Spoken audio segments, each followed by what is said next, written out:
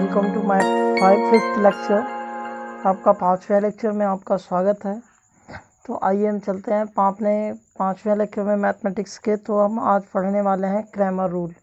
तो Cramer rule होता क्या है? क्रैमर रूल पढ़ने से पहले हमें पढ़ना होगा निकाय मतलब system.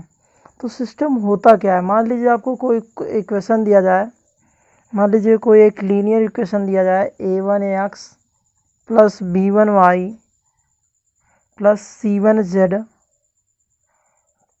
Is equal to d1 दिया गया। ये मान लीजिए पहला इक्वेशन दिया गया आपको।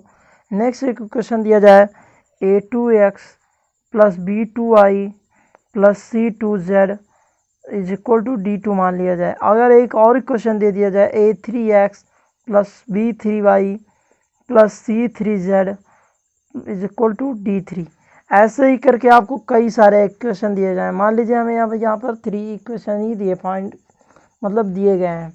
अगर मान लीजिए आपको और सारे क्वेश्चन देते हैं तो उसके लिए यही रूल फॉलो करेगा। तो चलिए आप आगे कीजिए। तो आगे अगर हम इन तीनों इक्वेशन को अगर हम सॉल्व करते हैं तब यहाँ पर a1 का वैल्यू कुछ अलग आएगा, a2 का वैल्यू कुछ अलग आएगा, a3 का वैल्यू कुछ अलग आएगा। मान लीजिए इन इक्वेशन को सॉल्व करने पर यहाँ पर x y z, मान लीजिए x और y z का वैल्यू अगर हम रखते हैं तो हो सकता है इनका वैल्यू एक अद्वितीय संख्या है,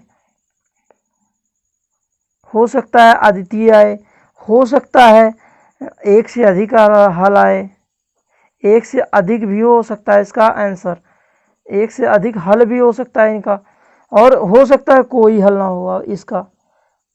ऐसा आप पढ़े होंगे कक्षा 10 में कि कोई हल नहीं।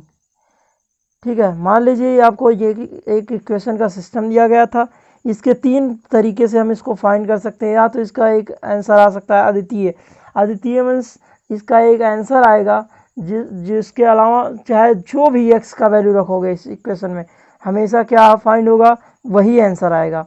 या फिर कभी कभी ऐसा हो जाता है कि जैसे मान लीजिए आपको इन इक्वेशन दिए गए हैं, इन इक्वेशन में कोई भी मान लीजिए x का वैल्यू रख रहे हो और बार बार इसका आंसर बदल जाता है, तब यहाँ पर एक से अधिक आंसर हो जाएगा। और कभी कभी होता है चाहे x का वैल्यू रखो, चाहे y का, चाहे z का, कभी कभी आंसर नहीं आएगा आपका। तो किसी भी लीनियर इक्वेशन को सॉल्व करने पर हमें 3 तरीके से हमेशा आंसर देखने को मिलेगा। या तो आंसर अद्वितीय होगा, या तो आंसर का एक से अधिक हल होगा, या तो आंसर का कोई हल नहीं होगा। ठीक है, दिए गए समीकरण का कोई हल नहीं होगा। तो चलिए आगे अभी हम पढ़ चुके हैं ये सिस्टम के बारे में। निकाय होता क्या है? निकाय मतलब जो कोई इक्वेशन दिया गया है, उस इक्वेशन मतलब एक सिस्टम दिया गया है। सिस्टम मतलब एक, मान लीजिए अभी हम मैथमेटिक्स पढ़ रहे हैं तो मैथमेटिक्स में इक्वेशन सिस्टम मतलब होता है कोई समीकरण या फिर कोई अचर या अचर वेरिएबल। ठीक है, तो वही कहलाता है हमारा सिस्टम। अभी आप फिजिक्स में पढ़ते तो उसके लिए अलग टर्म था। तो यहाँ पर हमारा सिस्टम यही होगा कि मान लीजिए यहाँ पर कोई एक दिया गया इक्वेशन है, समीकरण है, तो किसी भी समीकरण को सॉल्व करने पर हमें 3 तरीके से कोई आंसर मिल सकता है। या तो उस समीकरण का एक ही मान होगा जो हर मान के लिए निश्चित रहेगा, वो हर मान को संतुष्ट करेगा, या फिर उस समीकरण के कई सारे हल आएंगे। ठीक है, वो कई सारे हल आएंगे मतलब एक से अधिक आंसर आएगा, तो वो अद्वितीय नहीं होगा, या फिर उस दिए गए समीकरण का कोई हल ही नहीं होगा। तो ये होता है हमारा सिस्टम। तो चलिए आगे सिस्टम के बारे में पढ़ते हैं। तो स्टूडेंट्स अभी तक हमने सीखा कि सिस्टम क्या होता है। तो मैथमेटिक्स में किसी भी अगर इक्वेशन आपको दिया जाएगा कभी, तब वहाँ पर आपको 2 सिस्टम मिलेंगे, एक कंसिस्टेंट सिस्टम संगत निकाय और दूसरा असंगत निकाय मतलब इनकंसिस्टेंट सिस्टम। तो संगत निकाय को सॉल्व करना मतलब कंसिस्टेंट सिस्टम को आप सॉल्व करना कक्षा 10 में सीख चुके हैं। तो इसको तो यहाँ पर आपके सिलेबस में है नहीं, संगत सिस्टम मतलब कंसिस्टेंट सिस्टम तो आप कक्षा 10 में पढ़ चुके हैं। बट आप जब क्रैमर रूल का फॉलो करेंगे तो क्रैमर रूल हमेशा किस में मिलेगा? इनकंसिस्टेंट सिस्टम में। तो इनकंसिस्टेंट सिस्टम को जानने के लिए आइए हम क्रैमर रूल को जानना पड़ेगा। तो इनकंसिस्टेंट सिस्टम का मतलब होता है, तो क्रैमर सर ने यही बताया कि किसी भी इनकंसिस्टेंट सिस्टम को हम कैसे सॉल्व करते हैं। तो आइए हम करते हैं।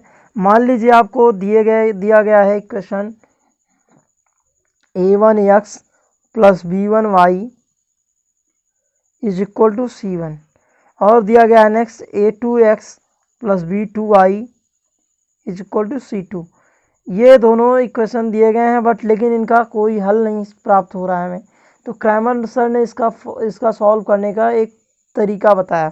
तो उन्होंने तरीके में क्या बताया, मान लीजिए ये आपको इक्वेशन दिया गया है, ये इक्वेशन 1 हमारा हो गया। तो आगे हम चलते हैं। तो उन्होंने कहा कि x is equal to D1 upon D। अब यहाँ पर D1 क्या है, तो D इज इक्वल टू हमारा जो मैट्रिक्स बन रहा है इन इक्वेशंस में, तो यहाँ पर D इज इक्वल टू हो जाएगा हमारा matrix A1 B1 A2 B2। ये वाला इक्वेशन हमारा D होगा। अभी D1 हमको फाइंड करना है। तो पहले तो हम ये पता कर लेंगे कि D1 है क्या। यहाँ से D1 हमने निकाल लिया। तो चलिए D1 निकालते हैं। तो स्टूडेंट्स हमें अभी तक हमने यहाँ पर D1 निकाला। तो D1 में सिंपली हमें क्या करना होता है, D1 में जो ये इक्वेशन दिए गए हैं इनके वेरिएबल मतलब जो इनके इनके कॉन्स्टेंट में मतलब इसके गुणा में दिए गए हैं, मल्टीपल में दिए गए हैं, ये जो अचर पद हैं x और y, इनका जो मल्टीपल है A1 और A2 B1 और B2, इसका मैट्रिक्स हमने बना लिया, वो D कहलाएगा। और D1 को फाइंड करते हैं हम, जो इधर आपका वेरिएबल दिया गया है, मतलब वेरिएबल तो होगा नहीं, ये अचर होगा। तो C1 और C2 को साथ लेकर के और इधर हो जाएगा B1 और B2, उल्टा करेंगे, पहले इसको करेंगे फिर इसको कर देंगे। आगे हमारा हो जाएगा, आगे करेंगे D2, तो D2 हमारा हो जाएगा एक बार C1 C2 के साथ इसको कर लेंगे A1 A2 और C1 C2। इसका मतलब क्या हुआ, इसका मतलब हुआ पहले एक मैट्रिक्स बनाएंगे D, यहाँ पर D is equal to matrix हमने बना चुके हैं हम, फिर से हम लिख दे रहे हैं A1 A2 B1 B2। तो यहाँ पर D वाला मैट्रिक्स हो जाएगा हमारे समीकरण के जो वेरिएबल दिए गए हैं उनका कॉफिशिएंट, मतलब उनका मल्टीपल गुणांक। तो उनका गुणांक का मैट्रिक्स हमारा D कहलाएगा, डिटरमिनेंट कहलाएगा, और हमारा डिटरमिनेंट ऑफ 1 कहलाएगा। इसका जो यहाँ पर कांस्टेंट दिया जाएगा इक्वल के साथ समीकरण का, वो C1 और C2 इस तरीके से हम बना लेंगे। नेक्स्ट D2 हम बनाएंगे A1 A2 और C1 C2, मतलब एक बार B1 के साथ बनाएंगे और एक बार A1 के बाद मतलब A वाले कॉफिशिएंट्स के साथ, X वाले कॉफिशिएंट के बाद साथ बनाएंगे, एक बार Y के कॉफिशिएंट के साथ बनाएंगे। ये हमारा पहला पॉइंट हो गया। आगे हम चलिए करते क्या है क्रैमर रूल में तो चलिए हमारा सेकंड टर्म काम क्या होगा। अभी हमने यहाँ पर कॉफिशिएंट निकाला, उसका मैट्रिक्स बनाना सीख लिया है। तो किसी भी क्रैमर रूल में अगर आपको पहले जितने वेरिएबल दिए जाएंगे उतना करना है। तो x इज इक्वल टू हो जाएगा कितना, D1 अपॉन D, ये होता है x को फाइंड करने के लिए, और y को फाइंड करने के लिए हो जाएगा D2 अपॉन D, ये होगा y को सॉल्व करने के लिए।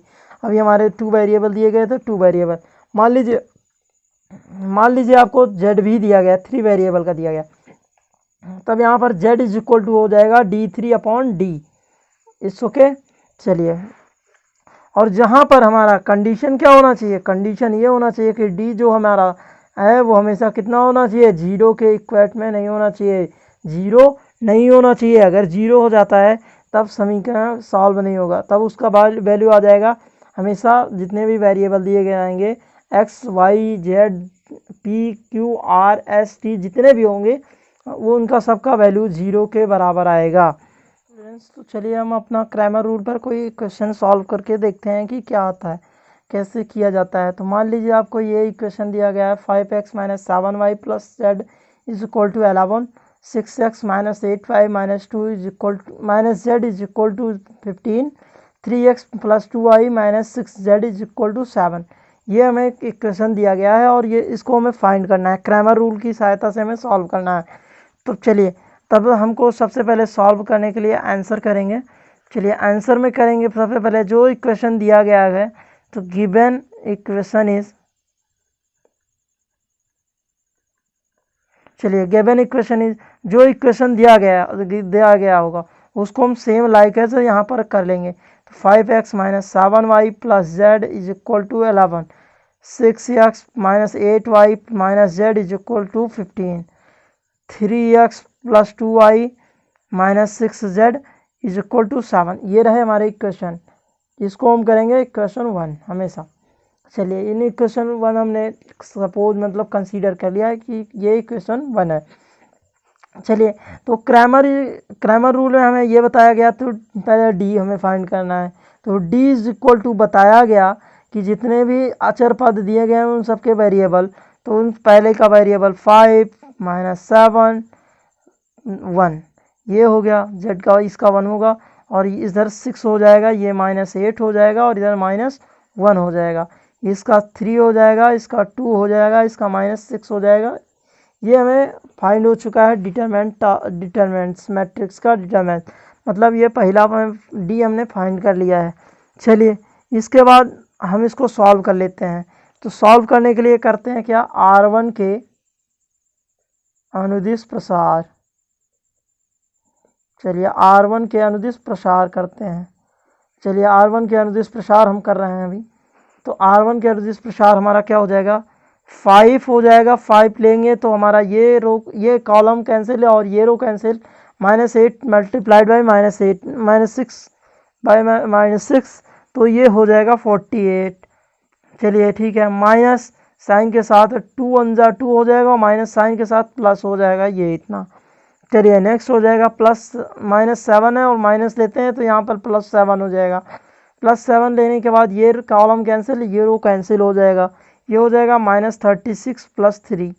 ठीक है, अगला हो जाएगा हमारा +1 के साथ हम ले लेंगे इसको, और इसको सॉल्व करेंगे तो ये हो जाएगा 12 + 24। ठीक है, आगे इसको जब सॉल्व करेंगे, इसका इसमें मल्टीप्लाई कराएंगे, इसका इसमें जो आएगा उसको करेंगे 250 प्लस इसका करेंगे तो 231 शायद आ जाए, माइनस के साथ -231 + 36 आ जाएगा, इसका करेंगे। तो अब इसको और सिंप्लीफाई करेंगे तो आ जाएगा हमारा शायद 55 आएगा, जो कि 0 के बराबर नहीं है। हमें कंडीशन भी दी गई थी कि जो हमारा डी है इज़ नॉट इक्वल टू 0। अब इसमें हम क्रैमर रूल फॉलो करवा सकते। तो स्टूडेंट्स अभी तक हमने देखा कि डी हमारा जो है 0 के इक्वल नहीं था, मतलब इक्वल नहीं था, तो हम यहाँ पर D1 फाइंड करेंगे। तो D1 फाइंड करने के लिए क्या थे, मतलब यहाँ पर हो जाएगा, मतलब C1 का वैल्यू करेंगे पहले। तो C1 मतलब जो C1 है और C2 C3 है उसका वैल्यू करते थे 11 15 एंड 7 दिया गया है। उसके बाद क्या करते थे, y का वैल्यू ले लेते थे। y का वैल्यू कितना है, -7 -8 एंड -8 एंड 2 है, y का कॉफिशिएंट मतलब ले लेंगे। उसके बाद क्या करते थे, उसके बाद हम ले लेते थे z, मतलब नहीं सॉरी, हम ले लेते थे z का कॉफिशिएंट। हाँ, तो z का कॉफिशिएंट हो जाएगा 1 और -1 और -6, ये हो गया हमारा D1। और D1 को अभी हम करते हैं क्या, सॉल्व। तो इसको अभी कर लेते हैं R1 के अनुदिश प्रसार। चलिए R1 के अनुदिश प्रसार कर लेते हैं, प्रसार। चलिए R1 के अनुदिश प्रसार करते हैं तो क्या हो जाएगा, ये हो जाएगा 11 48 + 2, ये हो जाएगा +7 के साथ -90 हो जाएगा, +7 +1 ले लेंगे यहाँ पर हो जाएगा 30 + 50, ये हाँ 57 56 होगा शायद, 56 हो जाएगा। चलिए इतना हो गया, और इतना करने के बाद इसको और सिंप्लीफाई करते हैं। तो और सिंप्लीफाई करने पर ये हो जाएगा 550 550 -581 + 86, जो कि और सिंप्लीफाई करेंगे तो हमारा 55 के बराबर आएगा। चलिए ये आ गया हमारा 55 D1। चलिए आगे करते हैं D2। कितने वेरिएबल हैं, 3 वेरिएबल हैं, तो हमें D3 तक जाना होगा। तो D2 करते हैं। तो D2 इज इक्वल टू क्या हो जाएगा, इसमें y का वेरिएबल हम छोड़ देंगे और कितना ले लेंगे, x और z का वेरिएबल ले लेंगे, किसके साथ, c के साथ। तो चलिए a का वेरिएबल कितना है, x का वेरिएबल है 5 6 एंड 3 शायद। चलिए उसके बाद c का वेरिएबल c है कितना, 11 15 एंड 7। चलिए 7 ले लिया। उसके बाद हम ले लेंगे z का वेरिएबल 1 -1 एंड -6 होगा शायद। चलिए इतना हो गया। अभी इसको भी सॉल्व कर लेते हैं, R1 के अनुदिश प्रसार कर लेते हैं। चलिए R1 के अनुदिश प्रसार करते हैं। चलिए प्रसार क्या हो जाएगा, इसको करेंगे 5 हो जाएगा, इसमें हो जाएगा -90 + 7। चलिए +7 के साथ -11 हो जाएगा, और ये हो जाएगा -36 + 3, और हो जाएगा +1 42 + 45, इतना हो जाएगा। और इसको और सिंप्लीफाई करेंगे तो ये हो जाएगा -415 + 363 -3। अभी इसको सिंप्लीफाई करेंगे तो माइनस शायद में आ जाए 55, मतलब -55 आएगा इसका। चलिए अभी हमको करना है D3, हाँ, क्योंकि यहाँ पर 3 वेरिएबल दिए गए थे, Z भी है, तो यहाँ पर D3 हम फाइंड करेंगे। तो D3 अगर फाइंड करना है तो Z वाले टर्म कॉफिशिएंट को हम छोड़ देंगे, मतलब उसका डिटरमिनेंट्स नहीं बनाएंगे। तो चलिए हम करते हैं, पहले x का डिटरमिनेंट लिख लेंगे यहाँ पर, तो x का 563 है। चलिए अब उसके बाद y का कर लेते हैं, y का -7 -8 और कितना है 2 है। उसके बाद c को ले लेते हैं 11 15 एंड 7। चलिए इसको भी हम R1 के अनुदिश प्रसार कर लेते हैं।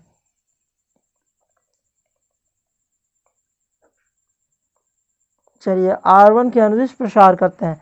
R1 के अनुदिश प्रसार करते हैं तो हमको क्या मिलता है, हमको मिलता है 5 एंड ये हो जाएगा 56 -30, और ये हो जाएगा +7, और इसको मल्टीप्लाई करेंगे 42 -45, ये इसको यहाँ पर +11 ले लेंगे। 11 को लेने के बाद ये कॉलम ये रो कैंसिल हो जाएगा, ये हो जाएगा 12 और +8 या 24 मतलब 24, हाँ ये 24 हो गया। अभी इसको सिंप्लीफाई कर लेते हैं, मतलब और ज़्यादा सिंप्लीफाई करेंगे तो ये हो जाएगा -430 -2 21 +396, शायद हाँ 396 है, हाँ 396 मतलब 396। अभी इसको सिंप्लीफाई करते हैं तो -55 आएगा, शायद आप सिंप्लीफाई करके देख लेना इसको। चलिए इसको सिंप्लीफाई कर लिया तो हमें लगता है आगे हम करेंगे क्रैमर रूल से।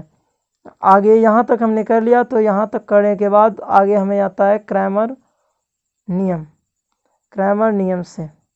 चलिए क्रैमर नियम से हमने क्या पढ़ा था, हमने पढ़ा था x = d1/d, y = d2/d, z = d3/d।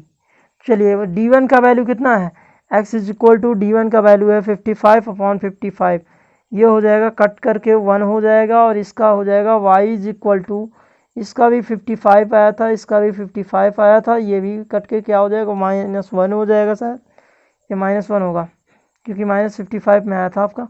उसके बाद में हम z का वैल्यू निकालेंगे तो ये भी -55 में आया था, और इसका 55 हो जाएगा, ये भी कट करके -1 आ जाएगा। आपका वैल्यू आ चुका है x = 1, y = -1, z = -1।